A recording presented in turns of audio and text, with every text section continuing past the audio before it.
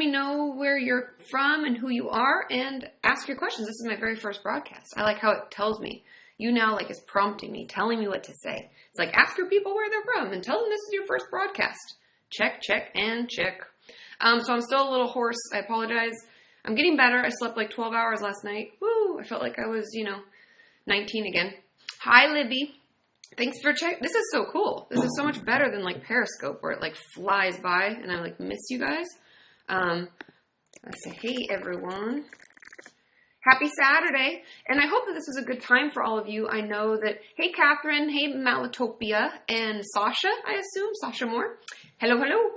I assume this is a good, look at all the, this is so cool, you guys. I'm assuming this is a good time for everybody. I tried to make it kind of in the middle of the day so it's not too late. And it's also, because I know that I'm all the way on one end of the world and a lot of you are all over other places. Libby, I think you just type. I don't know if you can actually talk. I'm new to this too. We're learning together. But some other tabs there too. Okay, Sean's trying to tell me what to. Oh, it tells you when you've been a fan, like how long you've been a fan of mine. That's really cool for the audience tab. Is the screen black? Is anybody else's screen black, or can you see me? Ooh, Mini Poojies from Spain. I might have said that totally wrong, and I apologize.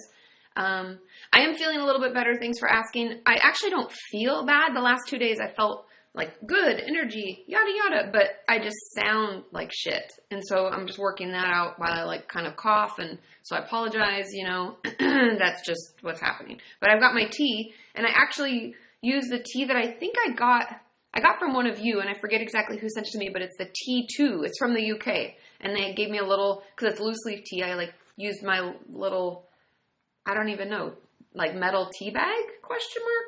Tea diffuser, maybe? Oh, hi, my friend Ray. I love this. This is so cool.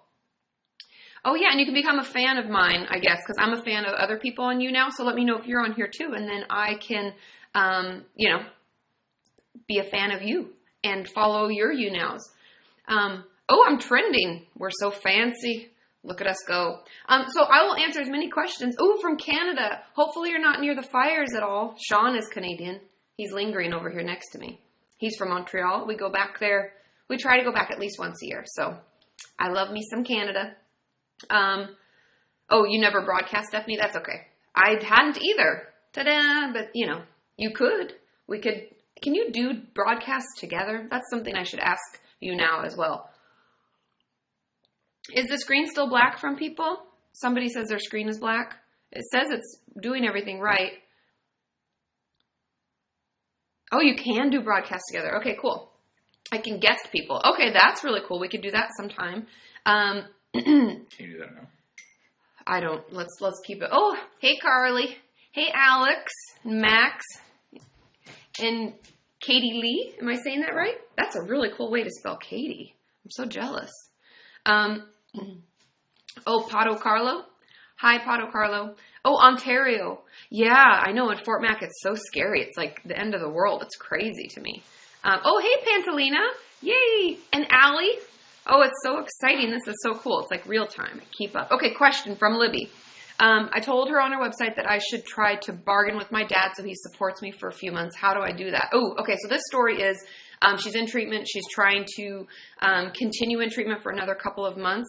And her dad has been supporting her so that she has an apartment and all that stuff. The best way I find to bargain with parents is to be really grateful for all that they've done. While keeping a healthy boundary. I know that your therapist said he's really codependent and it's been kind of unhealthy.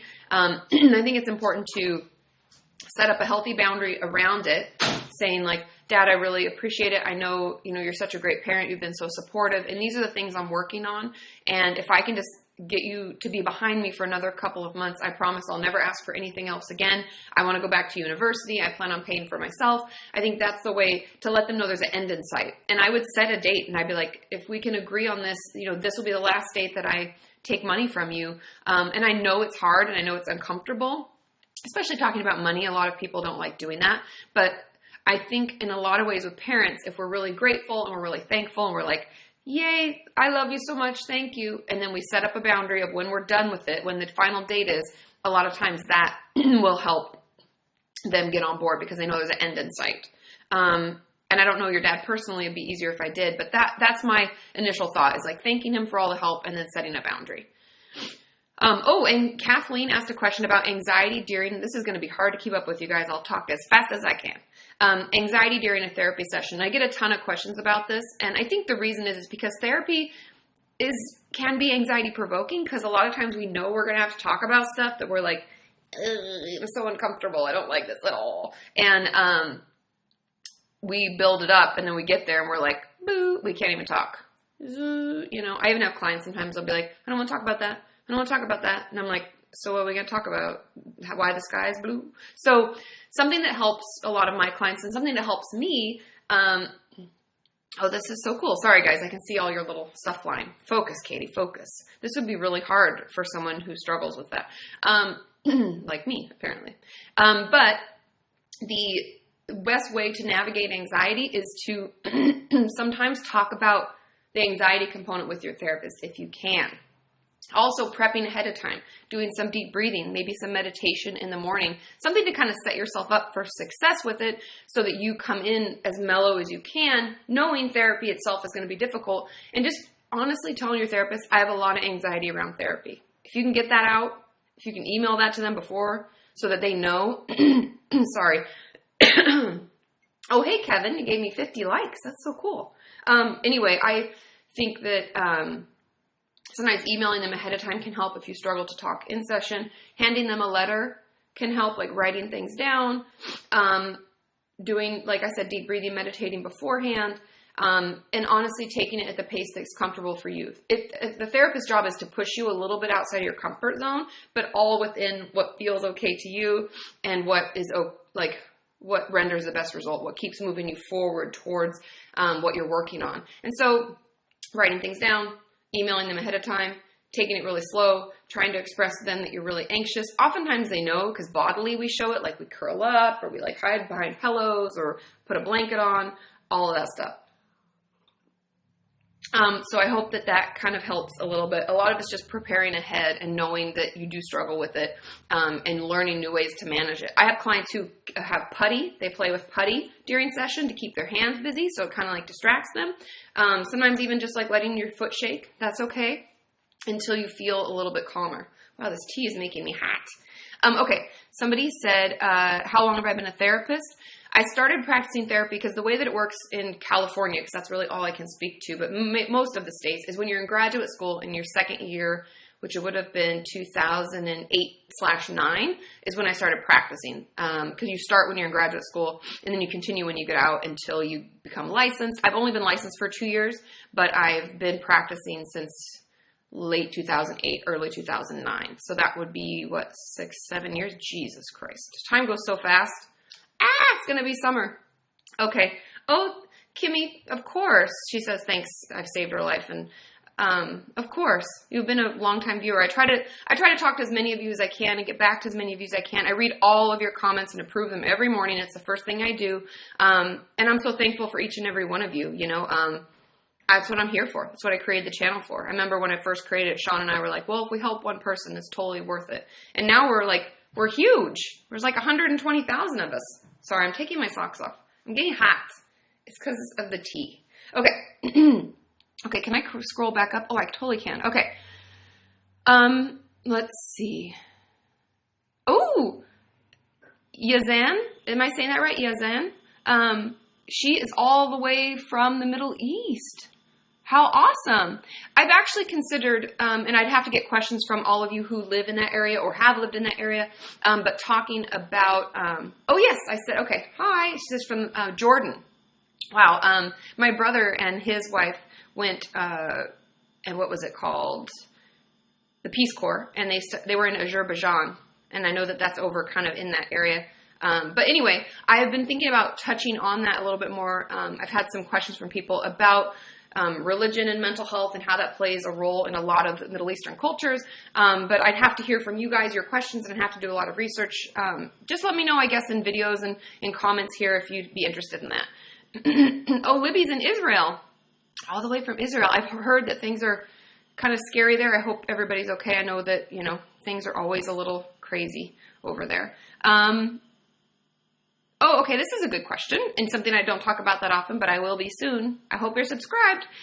Dealing with depression during a breakup. And I have a lot of thoughts, I guess, on dealing with breakups and overcoming them and working through them and being okay and coming out the other end feeling good. And I think the best thing we can do during a breakup is talk about it. Talk to our friends about it. If you have a therapist, talk to your therapist about it. Get out of the house. It's like dealing with depression in general, but this is like a situational depression.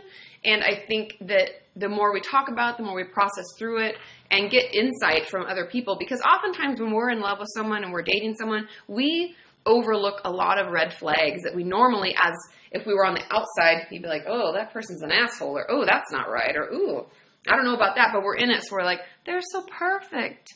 I just love them so much. And we just completely gloss over things. And so sometimes after a breakup, it can be nice to talk it out with friends and for them to say like, yeah, I was really worried about you when they did that, you know. Oh, hey, Maria, long time no see. I think that, you know, having them shed some light on some of the things you may have overlooked can be refreshing and can allow you to like start distancing yourself from the thought of being with that person. And the second part, so we're going to get out and we're going to talk to people. The second part is allowing yourself the time to grieve, because a lot of what I find, especially as an older person dating, okay, like I met Sean when I was 24. So let's just put that out there. I'm not the end all be all to this. And I'm not, you know, 38 or something trying to find a husband or a wife or whatever. But I find that we create a dream of that person. We create like a life in our mind. At least I know that I did. When I met Sean, I was like, this could be so amazing. And we start putting together like this dream of what it could be and what it could look like.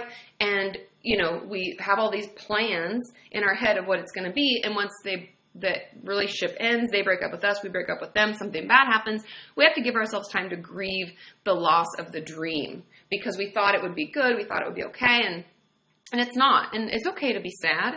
Give yourself time, especially if it was a long-term relationship. Give yourself the time to get out of it, but don't stay at home for weeks and weeks on end. Talk to your friends, reach out, get out even if you feel like shit and you don't want to. I promise you'll start to feel better. The more you talk about it, the less power it has over you, and the sooner you'll feel better. People have been talking a lot about and asking a lot of questions about fear of intimacy, and I think I'll have to do a video on it. I can talk briefly about it now, but they're talking about the possible origin. And let me know if this is a topic, but I've been hearing a lot from many of you that you want this topic to be talked about more. And fear of intimacy can come from two places. One, it can come from potentially, and I'm like broad blanketing this, okay? Everyone's situation is going to be different, but these are kind of like the veins that I find it runs in.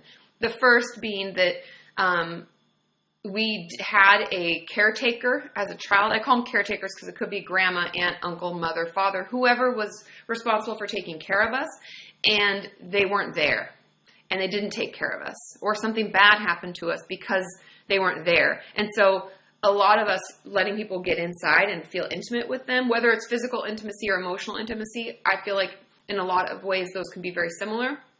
But, you know, obviously they're also very different. But look, we'll talk about emotional intimacy, that we don't want to let people in because they've let us down before. And that's what we saw as a child. So we're like, you're just going to really hurt me, and I don't think I can handle that. So no more. Oh, hey, chocolate and wine. That's a cute name. But the other vein, so the one is like I had something happen. They weren't there for me. The other one could be that we've never had an emotionally intimate relationship. Everybody in our family and growing up has been very like surface level. I have a lot of clients who struggle mainly because like both their parents or one of their parents just pretends everything's okay. Nothing bad, like big bad has happened. But let's say, you know, dad had to had a surgery because he had like, you know, a piece of skin cancer and they had to take that off. Like anything simple like that. And the mom or the dad, however your family is set up, is like, oh, don't worry, it's okay, no big deal. See, everything's fine. They do this all the time. They don't even give you the chance to feel worried, upset, etc. And so therefore, we don't even know what intimacy feels like, and it can feel really uncomfortable and really just unnatural. And we're like, don't want it, don't like it. So yeah, I think that those are the two places it comes from, and healing through those veins could really help with the intimacy. But do I have my phone? Yes, I do. I'm going to put it, I keep my my notes on video topics, and if you guys really like that, then I'll put it as a video idea. because I've heard from a lot of you recently. Fear of intimacy. Boom. Done. Choo. Saved. Hey, Emma Wicks. She's on. You guys know her. I've had her on some videos, and I just really love what she does. Okay. I'm sorry if I'm not getting through to your questions fast enough. They're like coming by in rapid fire. Pew! Okay, Max would love for me to talk about that. Awesome. It's on my list. Don't worry. And I am going to film again next week. Probably once I'm like not so, and then I'll feel better. Okay. Joey asked again, if I ask my therapist if I have PTSD and she's mentioned it a few times, will she be able to tell me? Yes. Oh, and thanks, Amy. I see. Ditto. Yes. Okay, so I've heard a lot of questions about this, where people wonder why their mental health professional, psychologist, psychiatrist, whatever, hasn't told them their diagnosis, and they're curious if they have one, what it is, and a lot of people feel it really validating. Like I talked about in that self-diagnosis video, if you haven't watched that, search it on my YouTube channel. It was like 2 weeks ago, I think. It all runs together, you guys, I'm not going to lie. But I think that it's completely fine to ask what it is. That's fair. I even had a client a couple weeks ago who has been diagnosed with bipolar disorder for many years. But he didn't really believe me, and he was very curious about why he was, and we had to go through the symptomology and why this is what we've come to. And I said, I'm happy to reassess and, talk with other treatment members of your treatment team members, like his psychiatrists and stuff, to see if they disagree or if they agree. And we can always look into it because he didn't agree with it. And that's fine. But then after talking through it, he's like, no, I totally see. And so that's fine to talk about it. And I think it's really important for us to not only get the actual diagnosis, if that feels validating to us, because I think in a lot of times people feel validating, but also to talk about how they came to it. Because as a clinician, I'm never going to say to my clients, oh yeah, I diagnosed you, with generalized anxiety disorder, and then move on. I will always say, this is the diagnosis that I'm playing around with.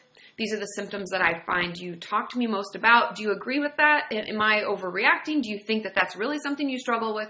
And we have a discussion about it, because they may, through that discussion, tell me, oh no, it's not, I doesn't really feel like that. It feels like this. And that could mean, oh, it's not generalized anxiety disorder. It's panic disorder, or it's something else. And I may have just missed it. And so definitely ask. It's your right. It's your diagnosis. It's your mental health history. It's what they're putting together. It's your assessment. So please ask. If you're concerned and they haven't told you and you wonder, ask them. That's your right. Okay, let's see. Oh, somebody watched the video about what to expect at your first appointment. Wascally Wabbit. Oh, that's cute. I like that. So the thing that I'm having trouble with, and I don't know if you guys can help me with this a little bit, and a lot of you do, and it's so amazing and wonderful. I'm trying to retag some of my videos and try to make it easier for you all to search them, because there are video topics I haven't touched on. But back in the day, do you guys remember that entire year I did FAQs, and they're anywhere from 3 to 6 questions in a video? What? So it's hard for me to tag them so that you can find the answers that are already there. And I'm willing usually to do things over and talk about it more, because there's so much to talk about. But if you see a question that's posed in my comment section of a video, if you know there's a video out there and you can easily find it, please share it with them, because that really helps me. Because a lot of times I get questions that are about videos I've already done multiple times, and I have a standalone video for it. So, oh, hey, Kristen from Slovenia. Oh, yay. So many. Oh, from Trinidad. Oh, in the Caribbean. I'm so jealous. Sean and I have a debate. He says the Caribbean, and I say the Caribbean. The emphasis on a different syllable. Am I right? Okay. Is it normal to have, okay, Leah is asking, is it normal, oh, sorry, I lost it. Is it normal to have anxiety when it comes to creative writing in school?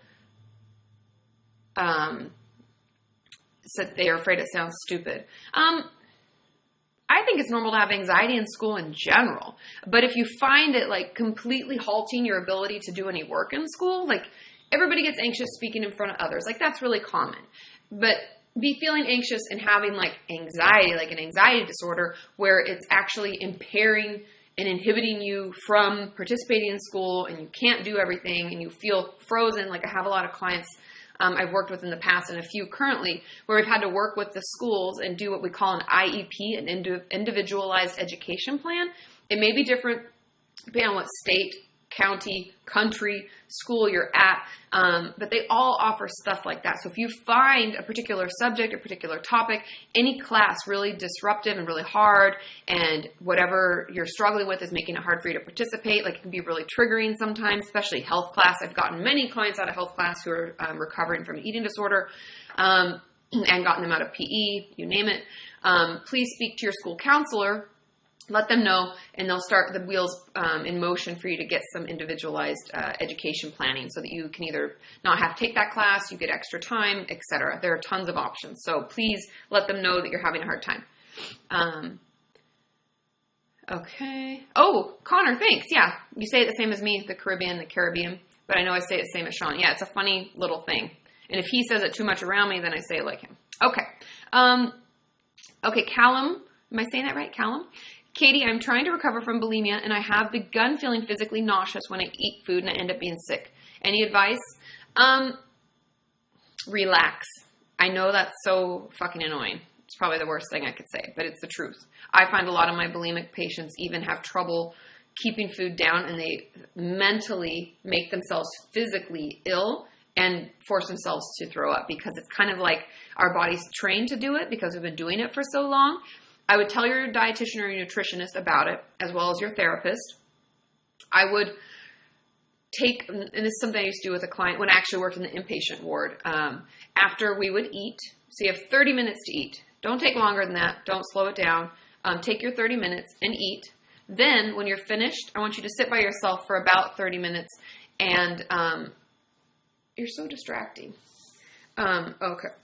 So, Sean says shorter answers. Talk through more of your questions. I'm sorry.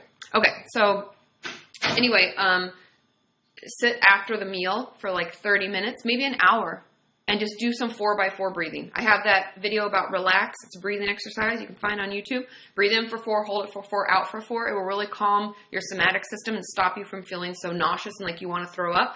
And you'll realize it's really okay. Your body's okay. It's actually happy that you're doing what you're doing. It's just your head and your eating disorder voice is like, it's going crazy. So that will really help.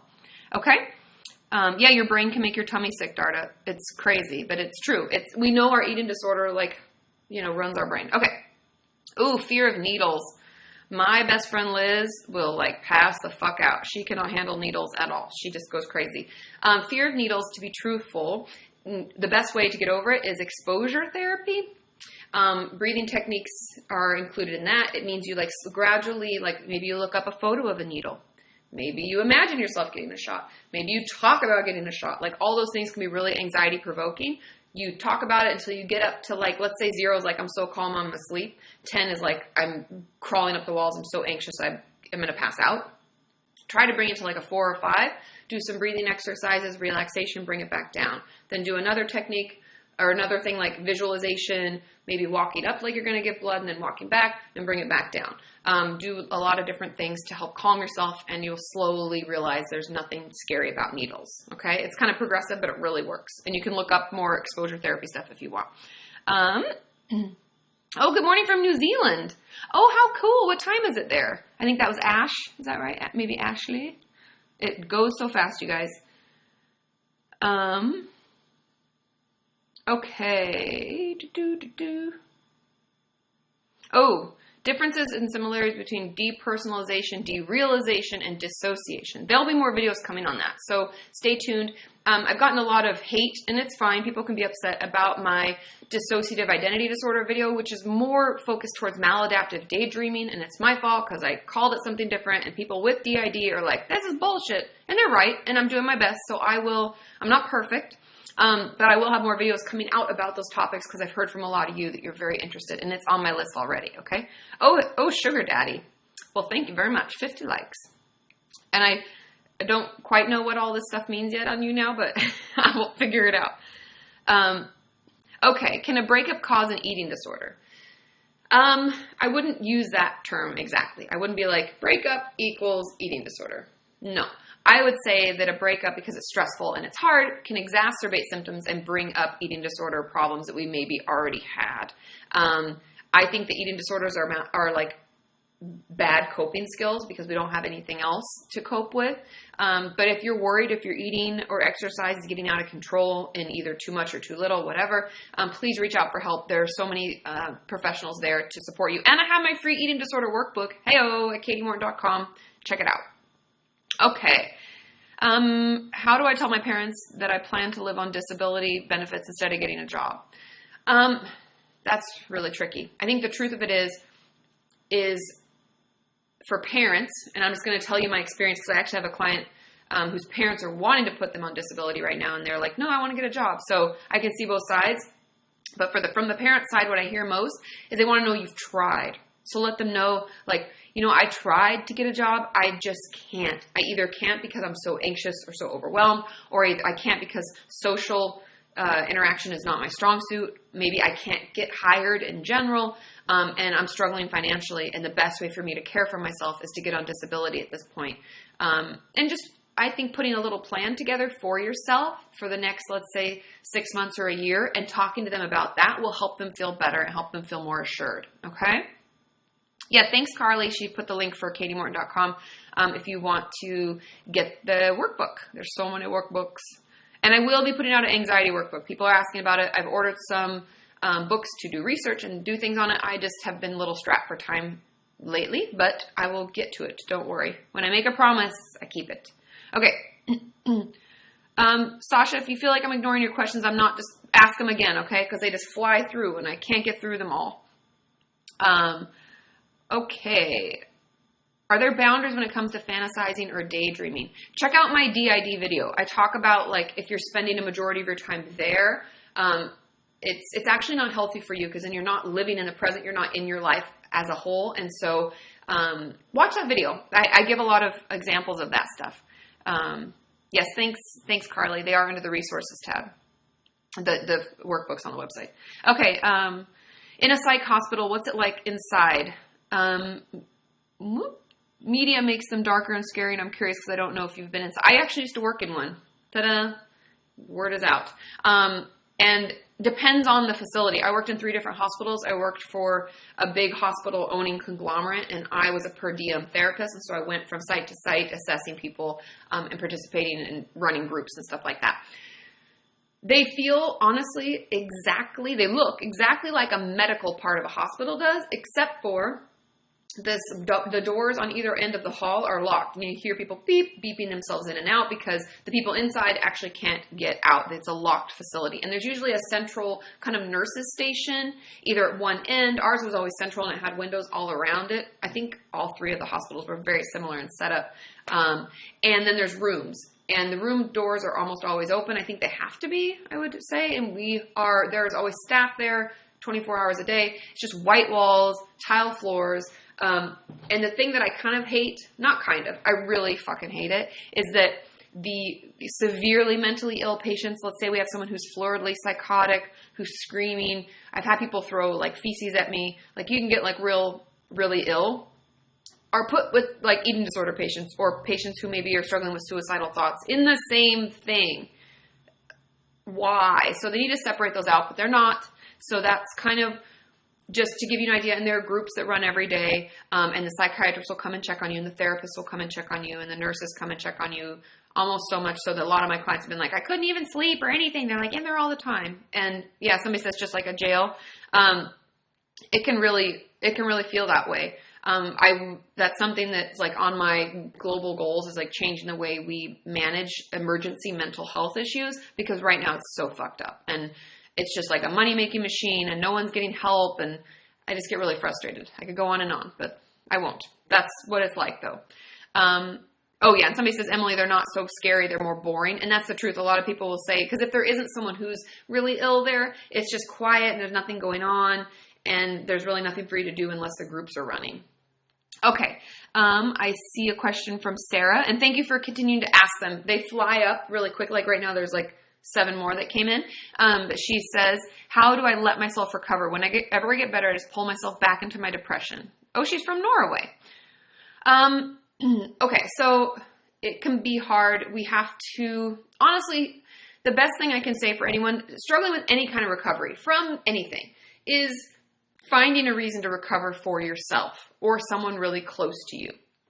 If we recover for our therapist, if we recover for our treatment team in any way, even if we recover for like a boyfriend who broke up with us or a girlfriend who broke up with us, that's not going to help us in those dark times. We have to have something deep and personal and a reason that we're recovering. Like, I'm recovering so that I don't pass this on to my children, or I'm recovering for my sister, or I don't know. There can be a bunch of different reasons. Something that was really powerful for one of my clients a long time ago was that her sister was pregnant, and she was like, I really want to be able to be a positive influence on that child, and so for that reason, I'm going to get better. And so we have to find a reason for ourselves. Like, if we self-injure, a lot of my clients would be like, well, I don't want to be like 80 years old still trying to find a way to hide my sharps from my husband or wife or whatever. Like, no. Or I want to have children and I don't want them seeing that. Or there could be any type of reason, but you have to believe it and you have to want it.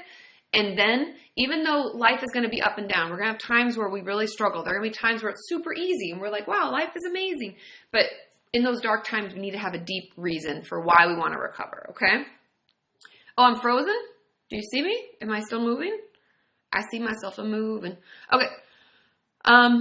If I see, okay, Emily is asking, if I see a client, oh, why does it jump? Does it make me crazy? Okay. Where did it go, you guys? I lost it. Oh, thanks, Nikki. That's really sweet.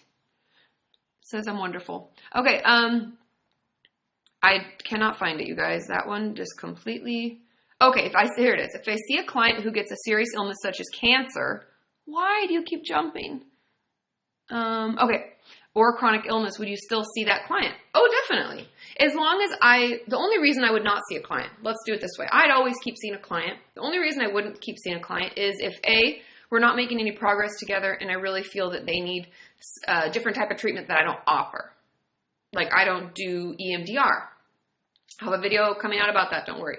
So I would refer them out to someone. Or if I feel like, we've done all the work we can do. They're doing great. And I'm like, bye, but I'll be here. Call me if you need me.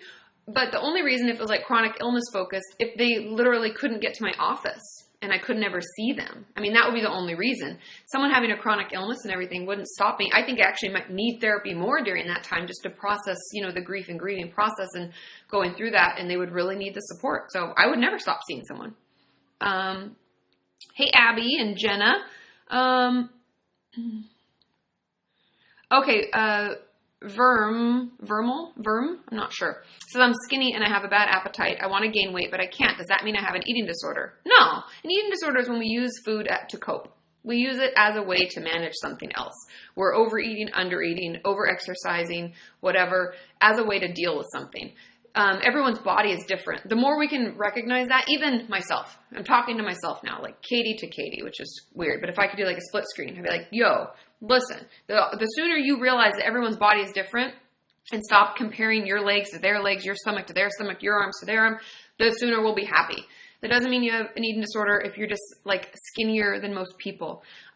If you're heavier than most people, that doesn't mean that you have an eating disorder or anything like that. It's really just our bodies are different, and the sooner we can accept them and be thankful for the fact that I'm breathing and I'm moving and I'm here and I see you and I can read your comments, like I'm so fucking grateful. The sooner I can do that, the better off we'll all start to feel. Okay, let's see. Oh, yeah. Okay, good. Emma, she says she's looking forward to the EMDR video, and Connor said the same. So I will put that out. I've been doing a lot of research on it, and I've actually been talking with other clinicians, and that's why it's kind of taken a while, because our schedule's trying to get those to coincide. How are teens with depression and suicidal thoughts treated in a hospital? Thanks, Jana. Pretty much, as far as I did not work in a teen facility. So this is not based on my experience in it. This is what my clients have told me over the years and what you have told me. It's very similar to what the adult situation is like. It's just younger people. They do have a little bit more structure. Like one of my clients said they were given like this huge packet of like things to fill out and do, and they tried to keep them more busy. They gave them coloring crayons and other things. They even had a TV in one of the facilities, not in the other that I heard about. But it's very similar. There's groups. And if any of you have different thoughts on that, let me know. But it's still a locked facility, but your parents can come and visit you between certain hours. Same in the adults. There are visiting hours at some facilities, not at all, depending on the, level of illness, I guess, or emergency situation. But, parents come and visit. There are groups and you see a therapist and all that stuff. Same old.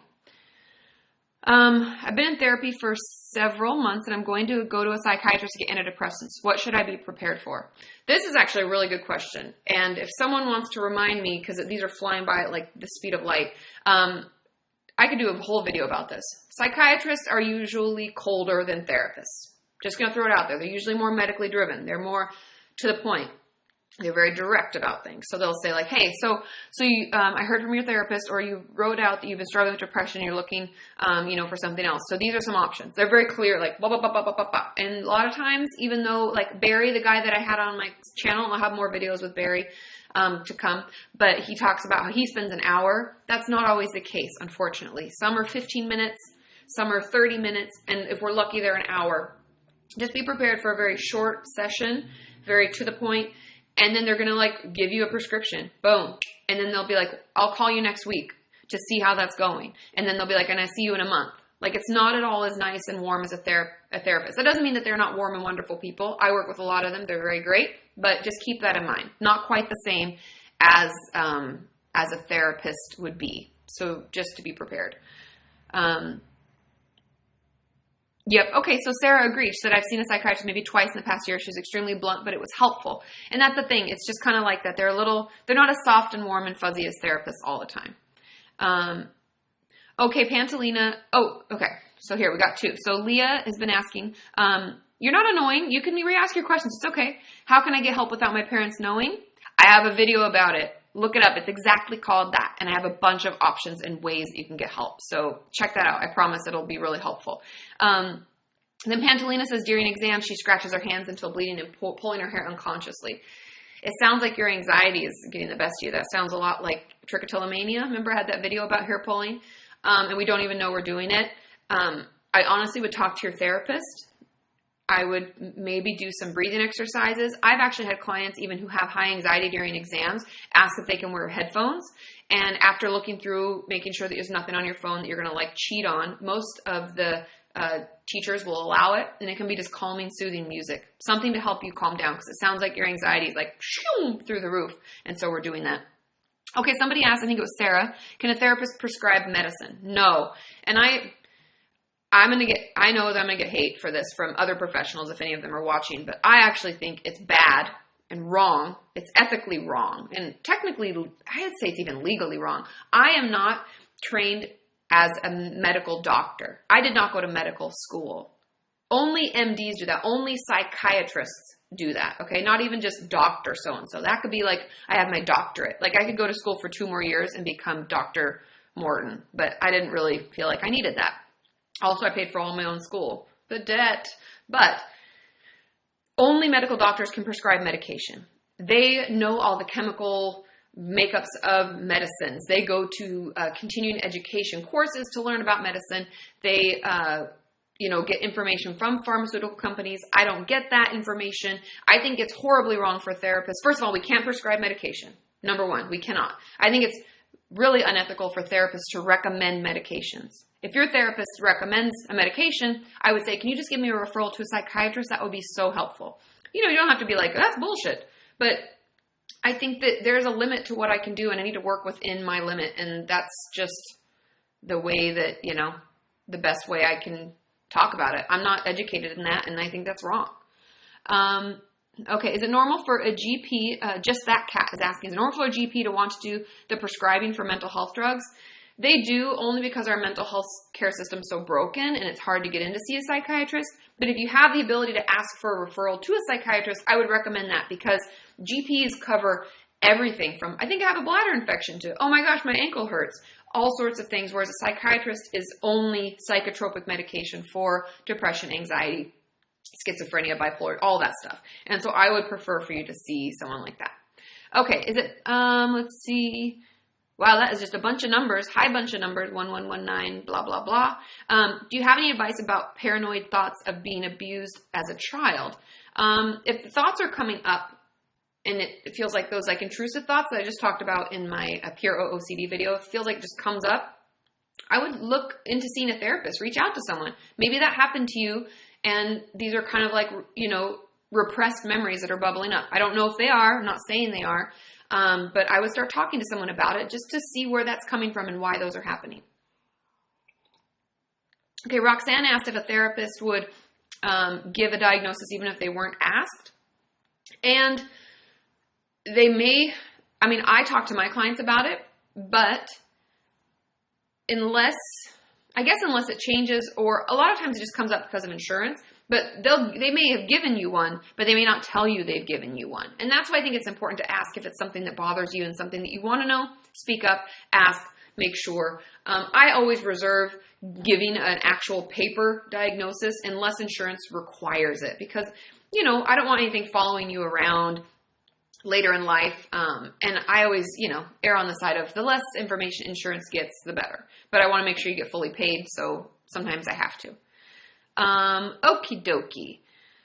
Let's see. Can you be classified as having an eating disorder if you've lost your appetite due to depression and lost weight? I wouldn't. That's not a correct diagnosis. If you watch my video about what is bulimia nervosa, what is anorexia nervosa, what is EDNOS, which I guess I could do one about OSFED, but it's the same thing. Just losing weight is only a portion of it. Someone who's not trained in eating disorder work, or who is just maybe not as used to that, may give you a misdiagnosis. Misdiagnoses happen all the time, but that's not how I would diagnose it. Okay, can you become a therapist if you have mental health issues? I have a video about this, and the short answer is yes, but you can check that exact term on YouTube, and I have it. How many years of school did it take for you to become a therapist? 6. 4 undergrad, 2 graduate, and then about 5 years of earning hours. Because in California, you have to earn 3,000 hours before you become licensed. Okay. Is it bad that I don't want to stop self-harming because I like my scars? No, that's very common. A lot of people feel like those are kind of physical signs of an emotional pain, and it can be hard to let that go. But as you process through the whole reason why you self-injure, I promise the desire to see those scars will go away, and you'll actually, like, I have clients, it's funny because they love them and they're like, no, but like, it's a part of me and it's just important. And then now, as we work through a lot of the trauma and things that have happened and the reasons they were self-injuring, now they're like, I want them to go away, and we're doing laser treatments to get rid of them. Can social anxiety go away, or is it for life? Is that what that said? Yes. From Ski. Greetings from Malaysia. Nada Hunan. Welcome. What time is it there, by the way? But will social anxiety go away on its own? Carly, on my shirt, it's a bird. It's a bird. And then this is my playlist live shirt because I'm just that cool / it's really soft and comfortable. So social anxiety actually tends to, not in every case, tends to get worse when it goes untreated. If you treat it, you can actually find amazing coping skills and ways that you can better manage your life so that it doesn't come up anymore. So the sooner we get treatment, the better. Okay, Hetty says that she was recently sexually assaulted. Oh, I'm so sorry that happened to you. And I've started self-harming again. What should I do? Get help, reach out, talk to someone, report them, first of all. I know that it just makes me crazy that so many sexual assaults, rape cases or sexual abuse goes unreported. I know it's scary. I know there's a lot of shame and embarrassment associated with it, but the only person that should be shame-filled and embarrassed is the person who did that to you. So the sooner you can reach out for help, get support from a therapist. There are tons of group therapy, free group therapy available to sexual assault survivors, rape survivors, stuff like that. So it can really help you get the support that you need. Okay. How do I tell my mom? Where did that go?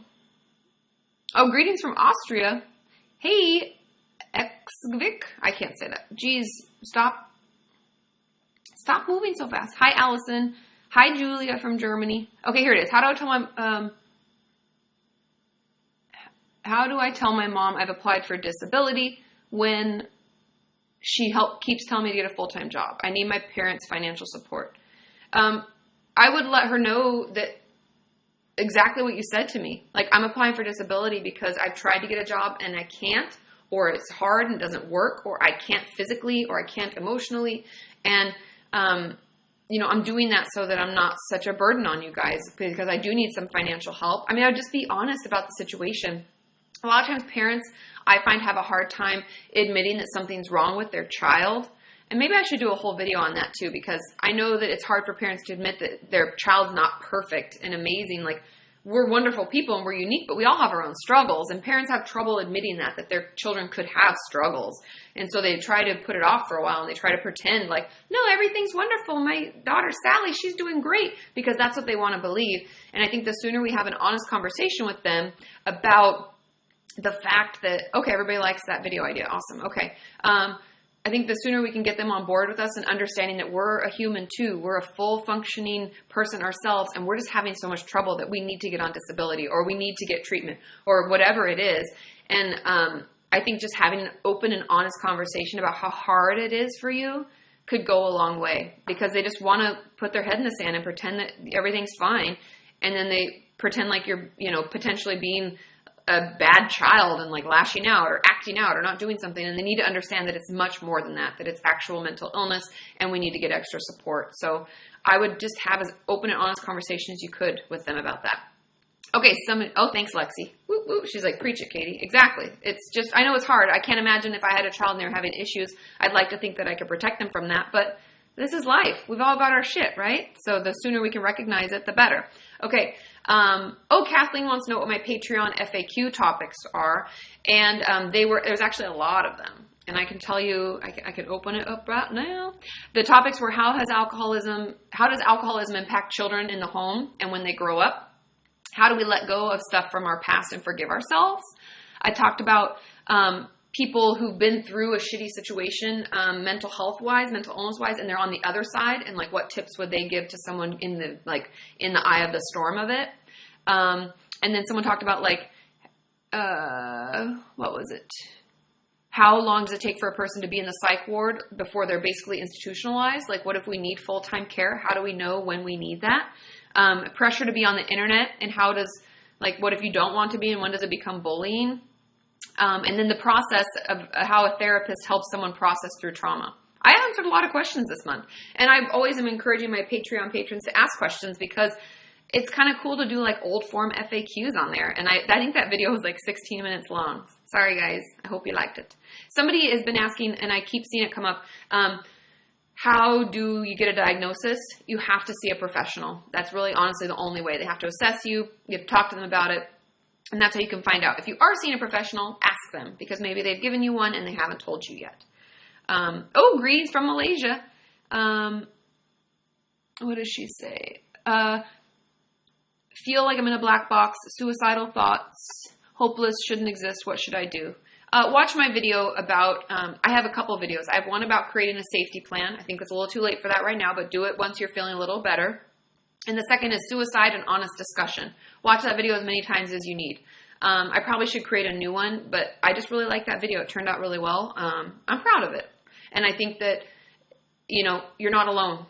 I know it feels hopeless, but trust me, things can get better. We have a whole community of people, reach out, talk to people to get some extra support. I know it's 5 a.m. there, but it's 1:45 p.m. in California. So somebody's up, somebody's able to talk, right? Okay.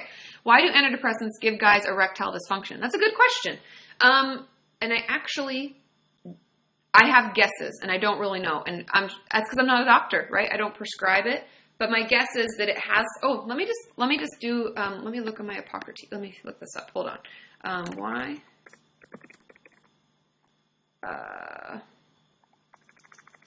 Because I think it has something to do with, the way that our body sorry, I'm looking. I'm doing research right now. But I think it has to do with the fact that feel good responses and things are blocked. Okay, you guys, I'm going to have to get back to you on this. That is the biggest article ever. Okay, I'll get back to you. Don't worry. I'll talk about it. I'll leave that up so I don't forget. Okay, let's see. Laura's asking if I have any advice about leaving school, taking a break from school for mental health issues. I'm hoping that's what you're talking about. because I would just encourage you to make sure that you're doing all the proper paperwork. Work really closely with your school counselor and your therapist to make sure that you don't miss anything, so that everything's aligned when you are able to come back. That's something that can really screw you up later. So make sure everything is in line and everything is set up for you. Know that it's okay. It's better to take time for yourself and get better than to just mess up your whole academic career because you can't focus and you're failing out of classes. I think it's actually best to take a break. I always encourage my clients to, if it's just getting to be too much and the IEPs that we've set up aren't enough. So yeah, just doing the paperwork, making sure that that's okay, and being honest with your friends. I know it's hard, but in my experience, it makes things the best for my clients coming back when people already know. Because you come back and it's like really difficult at first because it's like you were all protected and warm in your little like recovery environment, and they're like, boom, back into the real world, and you're like, ah! And so it's nice if your friends already know. So if you can tell some people, just be honest. The more we talk about mental health, the less, stigma there is. Kristen Bell just came out with a really cool article about that in an interview about that. I'll be talking about that more, actually today. I'm going to do some blogging. Okay. Okay, so doing my PhD, Hannah is asking, doing my PhD, I'm under so much pressure to perform that it's fueling my eating disorder. Do I need to change careers? I wouldn't say you need to change careers. You may need to talk to your school counseling office or anything. I think we used to call it like the student services office in grad school, and let them know, and maybe you take a lesser course load because there are options. There has to be. If you need to get a letter from your therapist or your psychiatrist, you may want to do that. But make them work with you because you should be able to do whatever the hell you want. If it's too much, then we just have to it may take us an extra year to finish our PhD, and that's okay. Oh, Sienna, I love you too. I know, right, Carly? Kristen Bell, she's fucking awesome. Okay. How do we handle, this is only a few more minutes left. So how do I handle Mother's Day if my mom was abusive to me for years? It stresses me out that I have to be nice despite the fact that she was abusive. This is something that a lot of my clients have dealt with, especially like birthdays, holidays. And I'm just going to get real. This is real talk. I feel like this is real talk. We don't have to be nice. And I know that sounds like an asshole thing, but hear me out for a second, okay? We don't have to be nice. We have to be cordial. That's a little different, right? Cordial means we pick out that one card at the store that's just like, Happy Mother's Day, hope it's wonderful. Because sometimes you're like reading through cards, and you're like, this is bullshit. I don't think any of this. I don't agree with any of that. That's not how my mom was. This is garbage. Or we don't get a card at all, and we just make a call. Happy Mother's Day, hope it's great. Or we text. It's all up to you. The thing that I try to help my clients see, and I know this is tough talk, real talk, right? Is that we get to decide as we age up, as we get out of the house, we get to decide how much interaction we have to have with parents if they weren't helpful and loving to us. I know that it's hard. They're still your parent. And I know that in some part of you, you still love them or wish that things could have been different. But we get to decide how often we interact with them and how we interact with them. And if that interaction is just like a card in the mail, no call, we don't need to see them, that's fine. That's okay. If that's all you can do right now, that's okay. Because until they maybe apologize to you or whatever you're needing from them, until they do that, our relationship can't grow. It can't get better. And we don't have to pretend things didn't happen that happened, because that's usually what we had to do throughout our whole childhood, just pretending this isn't happening. It's like that little character that's sitting in a burning room. He's like, everything's okay. Don't worry. And so don't feel like you necessarily have to be super nice. You can just tell them like, hey, I just need a break right now. I'm working on some stuff or whatever. Okay. Oh, hey, Karen McIsaac. That's so cool. Oh, 1,000. Oh, thank you. You're the #1 fan. Okay. Oh, hey, Lizzie. Love you too. Oh yeah, the Wascally Wabbits. I love my mom, but I forgot to send a card. Oops. You have to call. Calls are better anyways if you really want to like connect with them. But know that you have the ability to interact as much or as little as you feel is best for you. I know it's hard, but okay. Okay, so Jane Wayne asked, how do I know if I'm a narcissist? Sorry, I lost it. It just goes so fast. I think she said she's from Germany. Yeah, thanks for videos, by the way. I'm from Germany. To be honest, I'm just going to throw this out there. If you're asking me if you're a narcissist, you're probably not. a lot of times I think people mistake narcissism for histrionic personality disorder. You can watch my videos on both and kind of see how they could maybe run into one another. But narcissists, it's tricky. Narcissism is usually something that's really difficult for people to reach out for help for because they don't want to admit that they have a problem because their whole persona that they put on is that I'm so great and I'm so amazing and, all of that. And so it really doesn't lend itself to getting help or wanting to reach out. And the fact that you're even on this live stream asking me as a therapist, I'm just like, probably that's not what the diagnosis is. But see a professional, get assessed. If that happens to be it, there is help out there. You can actually, just like anything, we can learn new ways to cope and new ways to interact with people so that I know it can feel like really against what we want to do, but it can actually be a healthier way of living. Okay. Can you ever totally recover from BPD? Yes, of course. I know people dispute that, and I deal with comments all the time. People sorry, I'm getting off topic. I was going to go on a whole other rant just then, but yes, we can fully recover from BPD. It's a lot of hard work. Oh, hi, Sarah. She's sending all sorts of the little lovey heart things. It just takes work. It takes DBT to the max. Doing things all the time to help yourself, being very mindful. But yes, we can totally recover. It just is getting the right treatment and practicing it. And it's hard at first.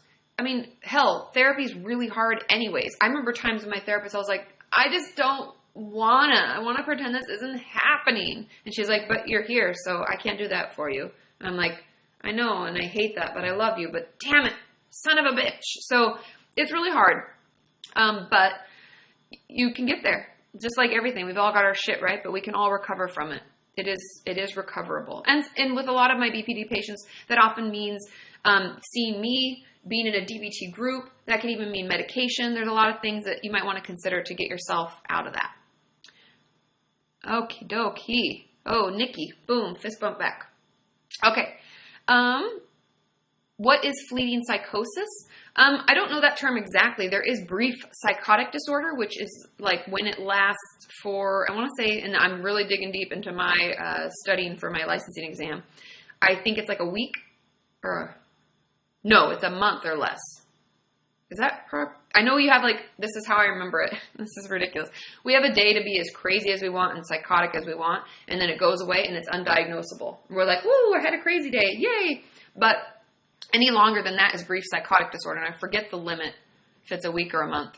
Someone check me. But anyway, that's what it is. And it's usually something that it could be triggered by drugs or alcohol. It could be triggered by an extremely distressing life event.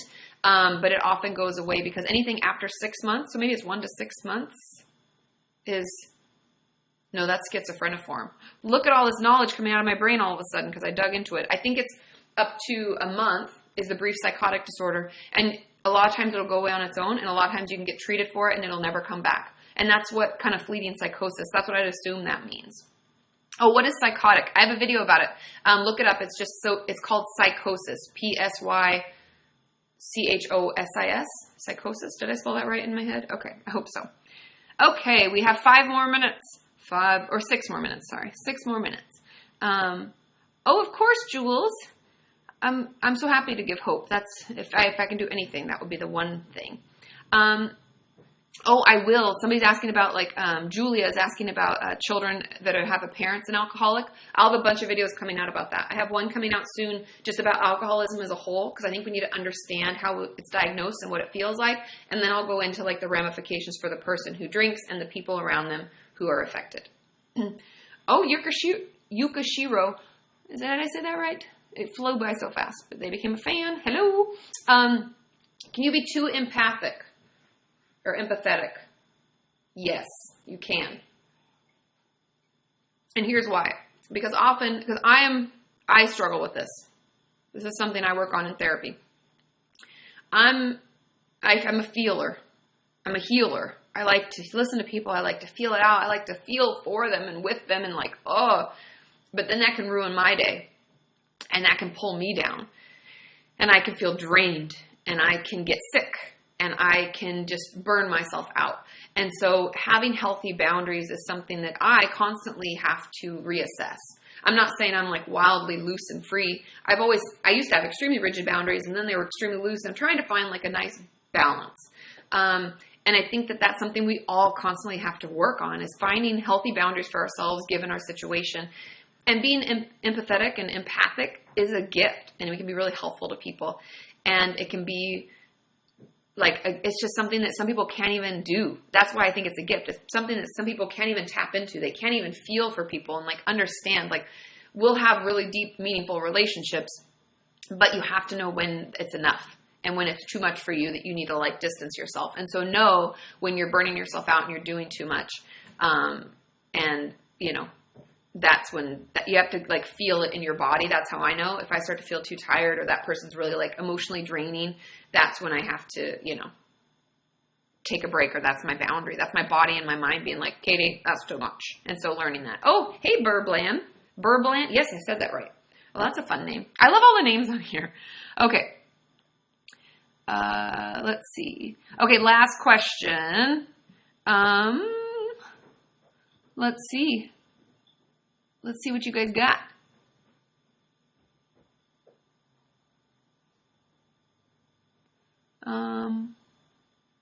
Okay. Oh, hey, Jaden. Good to see you. Okay, so I'm just going to be honest. This is full disclosure. Jaden worked with me to create a video, and he sent me all the footage and talked about getting on disability, and I haven't put it out yet because I like got overwhelmed, and then I forgot, and I wanted to put it out, and I will put it out. I'm telling all of you to hold me accountable because that video needs to come out. I've even filmed my part. Get it together, Katie. But Jaden did a great job. Thank you so much for doing all that work. Can twins have different diagnoses? Of course. They're different people. They can be totally different. Completely different. Okay. Last question. How can I stop feeling guilty all the time? Okay. Let's just end with this one. Sounds good. It's the negative self-talk. I'm going to go back to like the beginning of beginnings of Kati Morton channel. It's that negative self-talk with yourself where you ruminate on bad scenarios and things that have happened, and in the end, you can't go back and change it, right? That's what I talked about in my Patreon video about like how to let go of the past and stuff. It's like, it's important to recognize when we're just giving ourselves like a shitty time. We're just talking terribly to ourselves. Like, it's important to notice that because that really ends up causing all these icky feelings, and oftentimes like anxiety, depression. It leads to eating disorder. It leads to all sorts of stuff, that negative self-talk. And so recognizing, oh, hey, more fist bumps. Recognizing when we're doing that and slowly fighting back. And I say slowly because it's a process. It takes time. I go through periods of time where I'm like, you know what? I'm not going to let my mind think anything negative about anyone else or myself for this, like, 24-hour period, 6 hours, 30 minutes. And as I'm driving down the street, oh, hey, fist bumps. Oh, applause from Nikki F. That's so cool. There's so many things, you guys. Oh, my God. And so as I'm driving down, and if I see somebody, let's say their like clothes are all bunched up and they're like walking across the street, and then normally I think like, oh, honey, get your shit together. What happened? Instead, I think to myself, no, they're trying the best they can. Maybe they had a hard morning. Things were rushed. And thank God they're out. They got out of the house. Good for them, right? And that changes my whole outlook, because instead of putting negative out there and putting negative in, I'm putting positive and I'm supporting. And I think doing that gets rid of the guilt. It gets rid of the shame. It gets rid of those ruminating thoughts where you're like, I shoulda, coulda, woulda. Why didn't I? I'm such a terrible person. It stops that and it halts it so that we can be like, you know what? Everybody's doing the best they can. And I am going to do the best I can. And together, we'll feel better. So that's how I stop feeling guilty. I still struggle, but I give myself, when something happens and I'm like, wow, Katie, you are an asshole, or why'd you say that? I give myself one night, cut it. No more. No worrying, no ruminating. Moving on. Okay? Thank you all so much. This was so exciting. Yay! Sean is lingering for some reason. See the guest tab on the right-hand side? Yeah. You should click it and try and see. Someone will guest. Okay, so somebody want to say guest hello? You want to jump? Yeah. Can you jump into the guest, and then we'll send this out in style? I think. It says there are no guests. I think you have to say they want to be a guest. Oh, maybe you have to say you want to be a guest, and then I can make you a guest if you want to be a guest. And I think then they're on the video broadcast. Oh, I have a guest. We have somebody, you guys. Ding, ding, ding, Ding, ding. ding, winner, winner, chicken dinner. Oh. Oh, look at. Okay, I'll make you guest. There you go. Oh, Libby. Hang out for a few minutes doing Hello. that. This is so cool. It says connecting, Libby. Hold tight. And Max and Catherine, I see you. Yeah. This is so cool. Is it coming? Is it gonna do it? I'll check on it. Do it. If not, toggle over to the next person. Hi. Are you outside? Oh, it's so pretty there. Yeah, I'm out. Oh, why are you only on speaker? This is so weird. Oh, am I on speaker now? Sorry. Oh, This is so incredible. hi. This is so cool. Oh my What goodness. the? Can you hear me? Yeah, I can hear you. It's a little choppy though. I'm gonna try to put my headphones in 1 sec. Oh. I'm in New okay. Jersey I think now, and there's a fear next to me. Oh, Shoot. gotcha. Okay, I'm gonna put somebody Hey. else in. Can you hear me? Okay, now I can hear you. Now Okay. I can hear you. Oh, hey, Libby. And I see everybody coming up. This is so cool. So maybe next time we do more guests and more questions from guests. That could be a thing. This is so cool. Can I make Can I more than one people a guest? My goodness. Can I do more than one? Oh, sorry, Libby. I think I can only do one at a time. Hi, Hey. Catherine. Hi, Katie. How are you? I'm good, thank you. How are you? I'm good. Ooh, are you in Australia? Are you in Britain? No, UK. Near London. UK. Oh, yeah. Now I hear it. At Yeah. first, I'm like, wait, accent, name it. Thank you so much for everything you've done. Yeah. I'm on Twitter quite a few times, and your videos are part of the reason I'm still here. So Oh, of course. That's so happy to help. That's why I do what I do. And I'm And- trying to find a way to get to the UK for summer in the city. So I'm trying to find a way to do that. So hopefully I can come and visit all of you guys because I haven't been able to make it over other than my trip to Scotland. Yeah. So keep your fingers crossed. I'm working on finding ways to make that happen. thank you so much for everything. Of course. Have a good rest of I guess Saturday night and Sunday. Enjoy the rest of your weekend. Okay, Max is coming on. Oh, you're in Hollywood, Max. You're so close to me. It says it's connecting. Oh, and he plays a saxophone. Oh, wow. Oh, this is crazy. They go away. I don't know if it's going to connect. Hi. I can't hear you. I don't think your microphone is on. Is it on? Whew. But you're in Hollywood, so you're close to me. A lot of my friends live over there. I'm not going to lie, though. I'm kind of older at 32, and I don't really go out in Hollywood like I used to. I'm not that cool anymore, but I try. This is so cool, you guys. Thank you all. Oh, can you guys see? I can see Max, but I can't hear him. I'm so sorry. I'll get better at this. I promise I'll get better. Are you there? Oh, he went away. Okay. Last one. Life is Jules. We're gonna let her come in, and then I'm gonna sign out. Hi, Jules. How are you? Good, how are you? Oh my god, I can't believe I'm Julia talking to or you. Jules? Jules is fine. Jules. Okay. I've always liked the name Jules. Thank you. How Are are you- you? I'm good. Are you in the States? Yes, I'm in New Jersey. Oh, Jersey. Okay, cool. How exciting. Is it warming up over there finally? No, it has been raining all week and it Oh. sucks. Oh, I'm sorry. But thank you for always answering my questions on your videos. That means a lot. Of course. I try to get through as many as I can. Yeah, I just do the best I can, right? And as we grow, we'll try to find more ways. This is a cool way to get questions Yeah, answered. it's so weird. It's crazy. And the questions are flying, and and I try to scroll back. I'll get better at this. I'm not so tech savvy. Well, Even you're though- lovely and it's so nice to meet you. Thank you. You too. Have a good rest of your weekend. Bye. Okay, everybody. I'm going to sign off here. I'm going to, take a shower because this is dry, what do they call that? Dry shampoo. I'm trying to get more savvy with the hair, but thanks, Sarah, for making it look so lovely. But I love you all. Thank you so much for tuning in and asking your questions. It's honestly, just the other day, I was like, it's so cool to think of our community, how it's grown over the years. I got a letter in the mail from Lisa, one of my first ever followers. Like, there was the first 3, the original 3. You know who you are. And how far we've come since then and how less awkward my videos are. Sweet Jesus. But I'm so thankful for each and every one of you and for all the interaction and for all the people that you talk to, because I really love, nothing makes me happier than in the morning when I'm approving comments and I see you each communicating with one another and, you know, sharing your insights and sharing videos that helped you.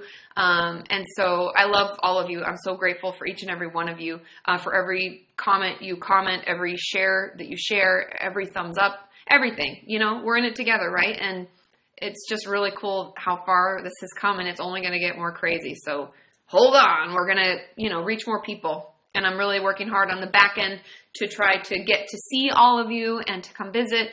So yeah, there are things in the works, and I will keep you all posted. And I am, as a random side note, I am still accepting stories for the book. So if you have an eating disorder story, I'm keeping it about a page or 2 long and sending it to book@katimorton.com. I'm still accepting those and still, you know, going through them and all of that stuff.